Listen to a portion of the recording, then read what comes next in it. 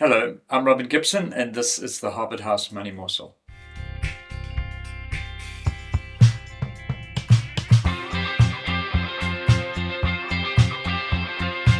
Happy New Year to you, and welcome back. Thank you for joining us again. I trust that 2026 will be a very prosperous and healthy year for you all. I'm sitting today with Michael Porter. Hello, Michael. Yeah, morning, Robin. Well, Michael, certainly the world didn't have a Christmas and New Year. It actually had a busy time, didn't it? Yeah, sure. We're only, 2 or 3 weeks into the year, and it feels like we need another holiday already. There's a lot going on. Absolutely. So, I mean, probably one of the biggest things that's happened over the time is Mr. Trump annexing, well, Venezuela. Flexing his muscles. Absolutely, yes. Yeah. Well, we're filming this on Friday morning. I don't know if you saw in the news overnight that Venezuela's opposition leader who won the Peace Prize last year has given it to Trump. So he got his Peace Prize after all. I heard that on the news this morning. Yeah, what people will do to hold sway with Trump. Yeah, Robin, I mean, we started the year, what was it, on the 3rd of January with the news in Venezuela. I think we could probably be here all day discussing the political implications and what that means. And I mean, look at the wrangling over Greenland. I mean, really, all bets are off. And I think that we said it for quite a long time. We're in a strange new world where the sort of superpowers are scrambling. And I think that old African proverb, when the elephants are fighting, the ants get trampled, or whatever it goes, is probably going to be a little bit apt this year to some extent, you know. I mean, just while we remain on the politics, I mean, we weren't invited to the first G20 sort of caucus meeting or whatever it was yesterday, you know, or this weekend or whenever it was. So we remain out of favor with the US.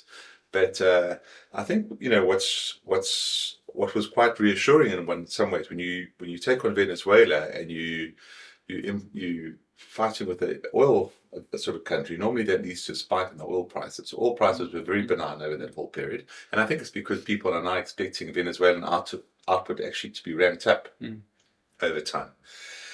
But I think obviously the last sort of 36 hours, it seems that the US is moving warships into the Gulf now in reaction to the Iran protests and what is going on there.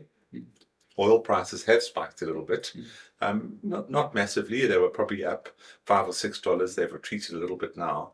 But if there's going to be one thing that upsets the apple cart from our scenario for this year, would be a substantial increase in oil prices. You know, I mean, we probably wrote an intuition about petrol prices coming down.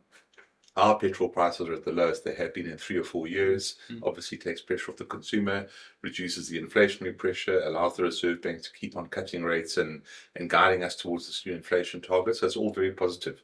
But if we suddenly had oil prices at $80 or $90 a barrel, that would be it would be. And so, you know, you can say that this time is different. You're obviously moving warships into the Gulf. That would normally be a huge red flag. Will it be different this time? Israel has neutralized Hezbollah, Hamas largely. Maybe the Gulf isn't quite as a hotbed as it used to be. I mean, you know, time will tell, but I think it's just one thing that we've got to be quite aware of as we sort of navigate the next couple of weeks, couple of months. You know, whatever. Yeah. So, Michael, I mean, one of the things that is definitely an outworking of this new world order, shall we call it? And I mean, it's really, no one knows what Trump is going to do, and we can argue all day long on whether his strategy is a good one for the West, whether it's actually a West versus East, or it's just a egotistical maniac. But the reality is that what's not changing is that the uncertainty with how America's going to act is going to continue to drive gold, and commodity prices are all benefiting on the back of that, which is great for us, isn't it? Yeah, Robin. I mean, intuition last week, we really wrote about commodity prices. I mean, gold prices we've talked about a lot. They're sort of sitting at $4,600 an ounce, and I mean, if you think just back a year or even 18 months ago, I mean, 3,000 seemed out of reach, and now, you know, gold prices consolidating there. What's really happened over the last 2 months is the surge in PGM prices. In platinum prices are at their highest level ever. You know, copper prices are at their highest level ever. Palladium and rhodium were higher post the Russian invasion because of the sort of supply issues coming out of Russia. But it's really good news for our miners. And so I think, I mean, commodity prices look to be quite underpinned. Obviously, we've talked about copper a lot over the last 18 months and the real crunch there. But I think what it also means for us, Robin, is that you have high commodity prices, government gets more tax, more royalties, especially from gold and platinum. And obviously the rand stays pretty firm because of the terms of trade. And yeah, if we're getting more tax revenue, does that give Treasury the leeway not to increase taxes, personal taxes in February? I mean, the budget's only 6 weeks away, 5 weeks away now.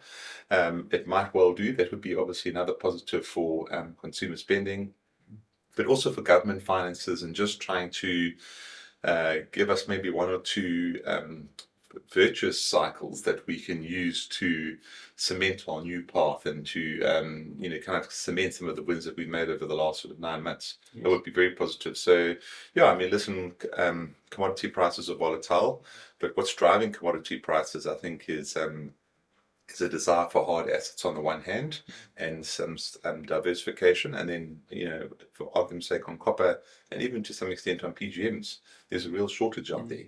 Yeah. We haven't had a new platinum mine for a long time as well because there's been no incentive to build new mines with the prices low and things like that. So yeah.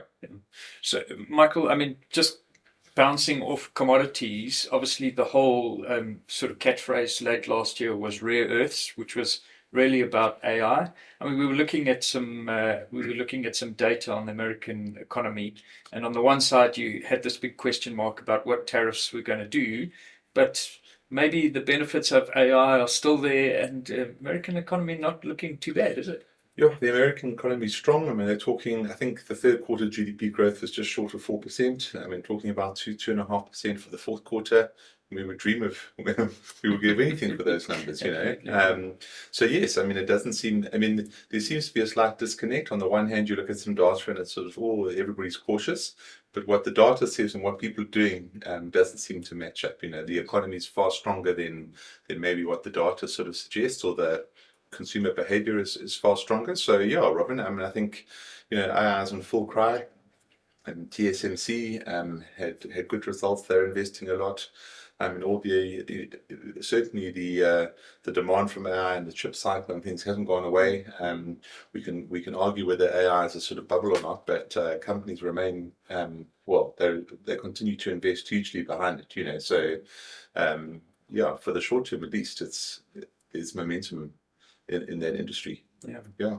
Well, Michael, I mean, I think we're probably sitting in a position where 2026 is looking like it's going to be an interesting and hopefully an exciting year. Certainly, as clients have opened their portfolios, they would have seen a great surge towards the end of last year, which is very pleasing for everyone. But yeah, we'll be on the spot, bringing you weekly updates and talking about all the key issues. So thank you for your input today, Michael. Don't forget to like and subscribe, and we'll catch you next time. Bye-bye.